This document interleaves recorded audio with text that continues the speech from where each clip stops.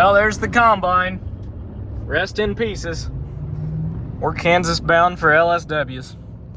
Now, they're only 1100s, so they're not the super fat wide ones, but we're taking what we can get right now. Well, we're back in the land of communism, Illinois, and we're about halfway across the state. Now I'm gonna make a pit stop before I get out of Missouri and get into Kansas. I'm making a pit stop, and we're gonna go see Gavin Spoor. So we're gonna go shoot the breeze with him this afternoon, because if I go all the way to Kansas, it's not gonna put me there where I'm going to pick up the tires until like 11 o'clock tonight. So there's really no point in me driving through. So I'll just make the other 2 or 3 hours of the drive tomorrow morning. And that'll put me there mid-afternoon, or early afternoon, mid-morning, early afternoon. Pick him up and then make the 9-mile drive home. Or I wish it was 9 miles, 9-hour drive home. So hopefully we're back running Monday. That is the plan. But who knows? Anybody's guess at this point. I genuinely could not deal with this every single day. I just get in the fast lane and put the hammer down and pretty much the hell with everybody else, but I hate this traffic. I genuinely do. I like where I'm on a 2-lane back road and everybody waves like this. That's what I'm used to. I'm not a fan of this. I don't mind driving through it. I just wouldn't want to do it every day. So you hang around with Gavin Spoor and you're riding around in his demo S680. Next thing you know, it starts to smell hot. About burn a combine down. I don't know if you can see that, but this is what we just pulled out of it. It was getting hot. So the popcorn farmer had corn that almost got popped that wasn't popcorn. Would have been a bad day. Luckily we smelt it. There he is, the famous Gavin Spoor. If you need some popcorn, spoorfarms.com. I'll get you hooked up. See ya. Rolling through Kansas. There's a gleaner up there. Shed on wheels, just hauling down the road. But I've got about 50 minutes left on my drive. I like Kansas. It's just wide open and fields and rolling terrain. I really like it out here. Lots of sorghum. A little bit of corn, a little bit of beans, but lots of sorghum. Can definitely tell that it's a drier climate out here.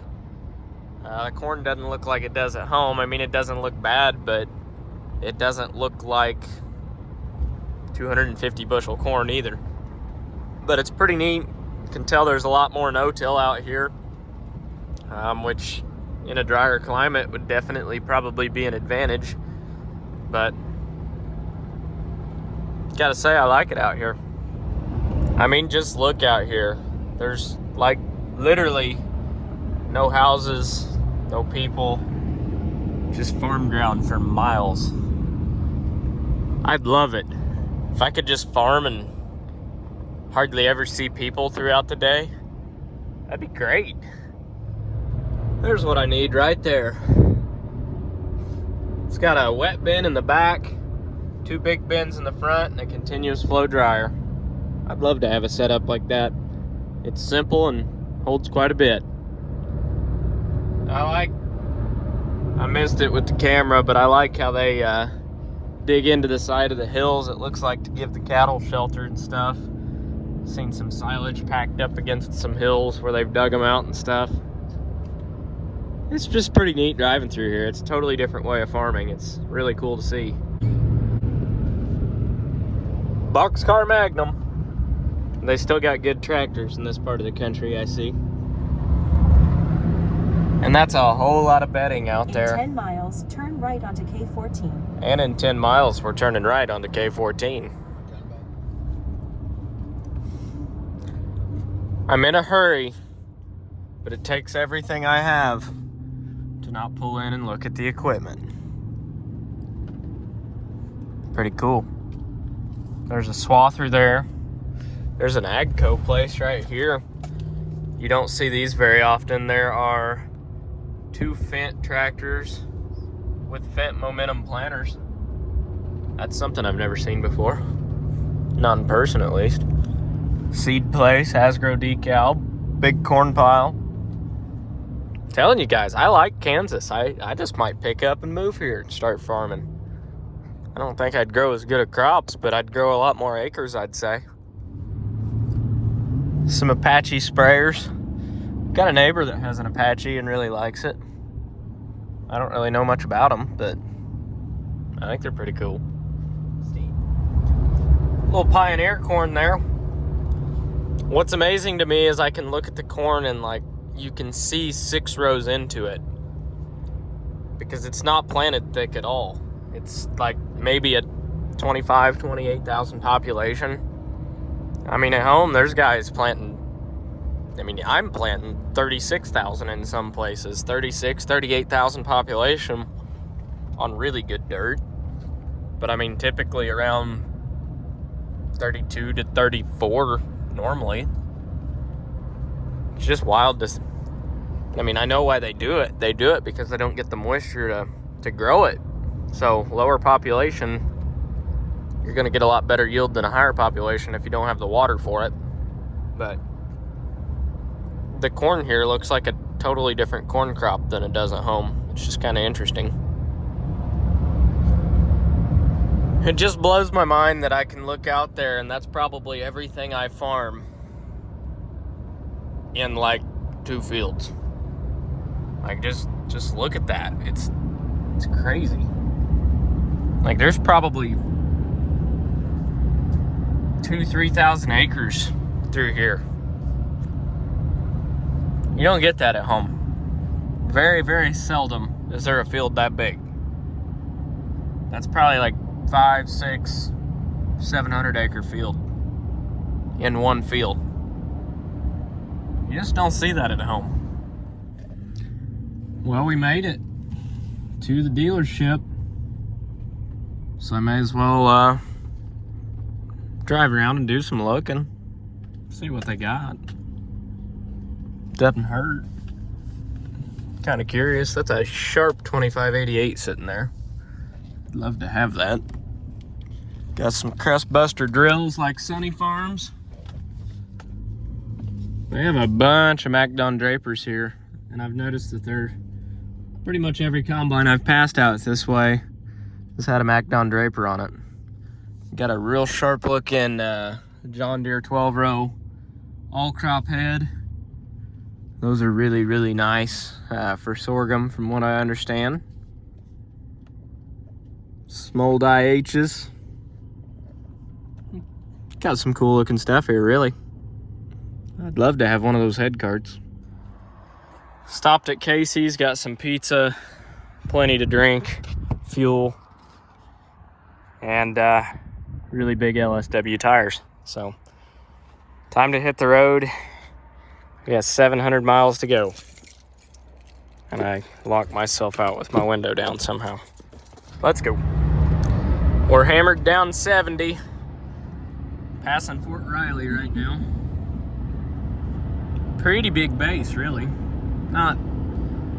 Definitely not the biggest, but there's something there, that's for sure. Just got pulled over by Kansas State Police. I was going 86 and a 60. Left onto I-70 East. I didn't get a ticket, so I'm glad he was having a good day. I didn't have a seatbelt on either. I do now. Kudos to him. For 34 miles, that could have been straight. a not fun day. At least something went right today. And back across the bridge we go. We've finally just crossed back into the Hoosier State. So I got about another hour and we will be home.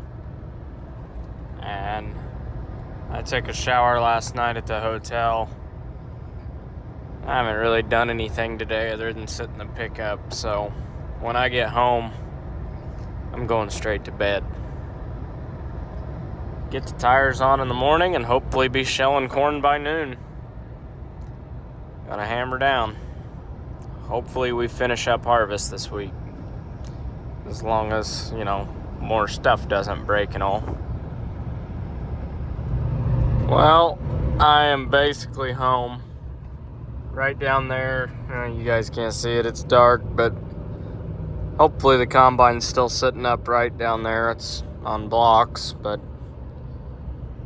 yeah, that's all for tonight. You can see more tomorrow. This may be the end of this video. It may not. I'm too tired to know.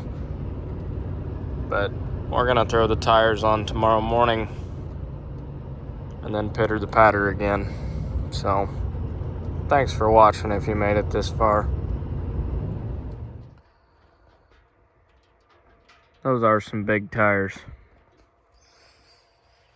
It's time to go to bed. You guys want to see something really, really cool? I mean, just absolutely awesome. There it is. Just look at it. Big old thick tires. I like the look of that way better. And I like the fact that these shouldn't crack. And they're a lot cleaner than the rest of the combine, but they'll blend in no time. They'll look just like the rest of it. But I really, really like them. They've got just as much as flotation. I measured. These are pretty much 4 foot, and the duals were about 2 foot apiece. So that's just as much flotation. I really like them. Really like them. But kudos to RT. Those of you around here that farm, you know who he is. But he's got a welding shop and he's great at what he does. And the two of us got this thing all put back together today, so we're gonna try and shell the last little bit of corn. So it's hammer time, I guess.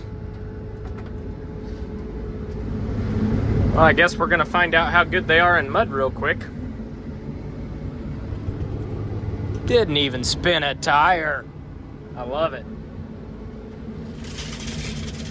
Well, this is where the cornhead blew apart last time. We got it back together, so hopefully we can actually finish this time. Rotor on. Let's do it.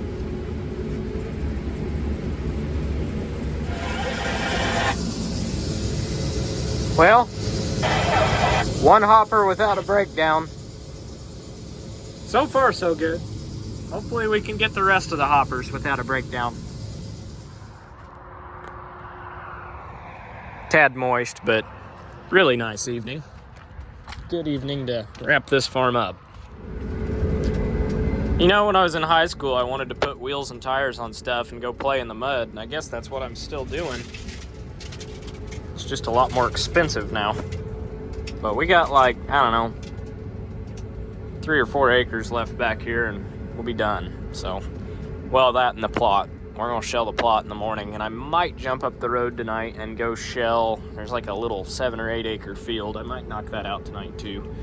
Depends what Brandon wants to do. Brandon's the guy that's been running the grain cart for me, which is really funny because every time I'm waiting on him and I have a full hopper, I get to say, let's go Brandon, which is pretty fun considering, you know, all things considered. But, yeah, he's been doing a good job. So, he's been running the cart, he's been driving semis, he's been doing a little bit of everything. So, might just bring him on full time. It's kind of looking like I'm going to. So, finally have some help around here. And he's been pretty good help. He doesn't know everything, but he's teachable, and that's the main thing. So, he's been driving semis better and better all the time, and doing a good job. So, I'm gonna finish up this farm here. Probably go hit another little patch, and then knock out the plot here in the morning. And then we'll be down to 6 acres of corn. We knocked that out, and then we're down to 47 acres of beans. So not much left. Feels good to be in the home stretch. Hopefully everything just holds together and we'll get wrapped up before the rain hits later this week. This should be the last pass of corn in the mud. And for being in the mud, it's not terrible corn. It's been good and bad on this farm. There's been some really, really good and some really, really bad, but all in all, it averaged okay. I don't know. I got drainage issues on this farm big time. It needs tile. And I'd like to get it tiled, so that would definitely help this farm a lot, but I don't know. I need to look into it. But even for not being tiled, it didn't do terrible this year. But I feel like there's another 40 bushel, 50 bushel to be had with tile. I really do. He made it back. So we're gonna dump what's left in this hopper. Is only about 3/4 full. Dump that on him.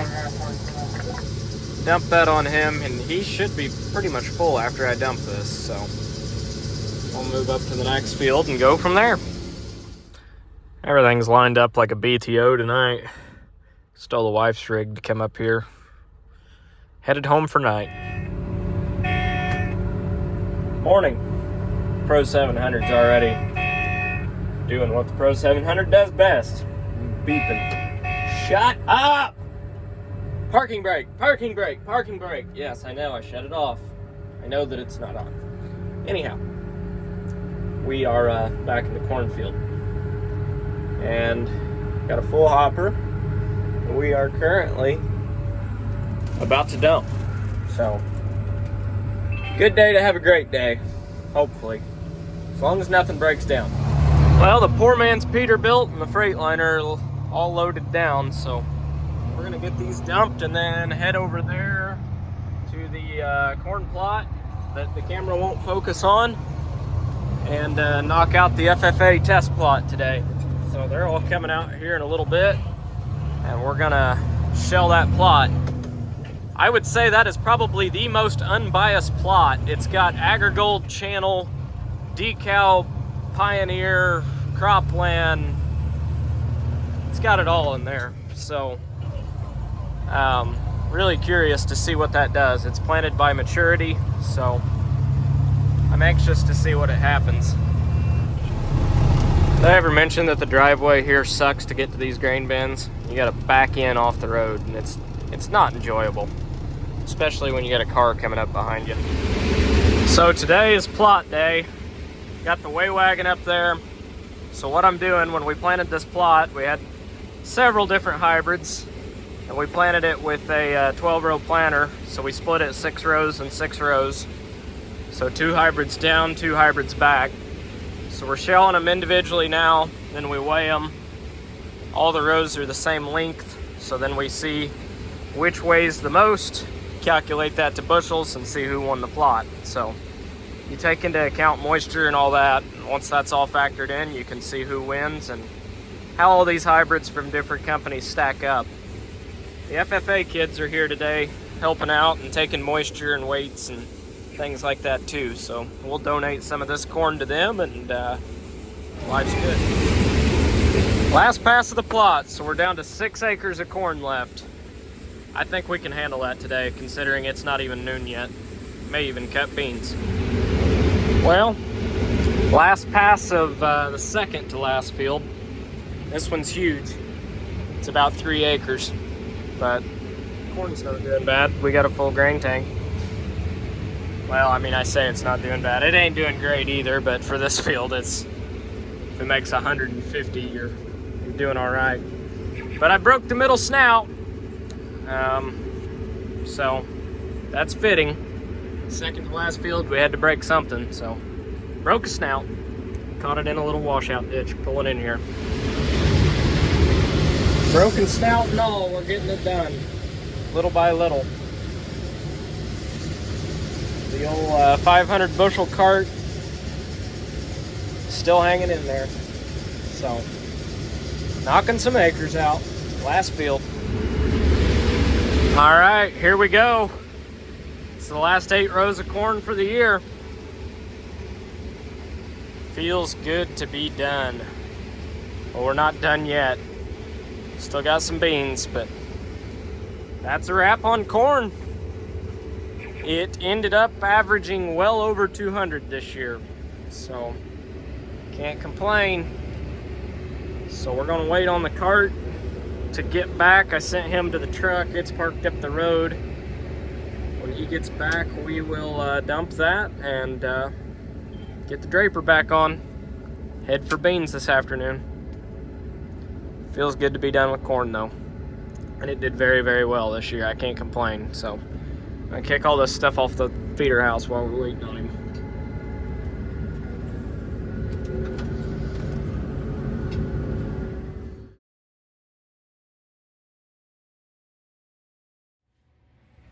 Well, the content you guys just watched is about a month and a half old now, so I'm gonna give you a little update. This is the new office. It is still work in progress, but it is inside the shop here. Shop's outside, so we just framed in a little spot and built an office. So turned out pretty good. What I am doing now is lots and lots of paperwork. End of the year reports, taxes are coming up, and prepaying for chemicals and seed and fertilizer and budgeting for a very expensive year next year. The good news is we kind of hit a home run in 2021. Prices were good, yields were great. Final corn average across every acre was 217. That was across the board. Now I have some really marginal corn ground, a lot of small field, well, state ground, not great. But here around home definitely made up for it. Beans did well. Pull the report up here. Fitted load. Anyhow, beans did well too. They averaged 72. So had a lot of 80, 90 bushel beans. Had some 50 bushel beans, reclaimed ground, stuff like that. State ground brought that average down some, but a home run for sure this year. Super fortunate to be where we were this year. Downside is, the money made this year is going to go towards next year's inputs. Fertilizer's not quite doubled, but close to it across the board. Very close to it.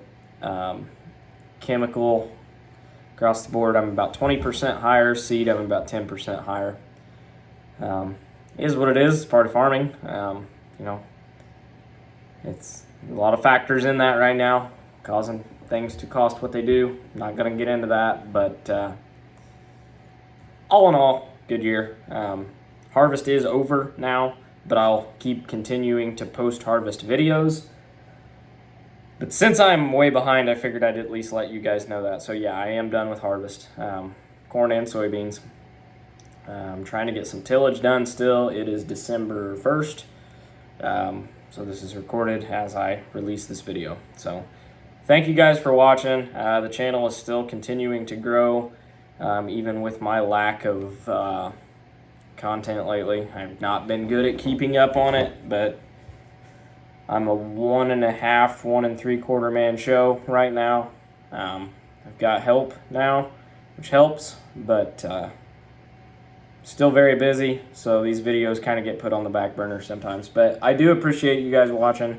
The more you guys that watch, subscribe, like the video, comment, whatever, the more I will keep posting these. So I'm going to quit rambling, but that's where we're at right now. So thanks for watching, and I'll catch you next time. The next video will be pretty interesting.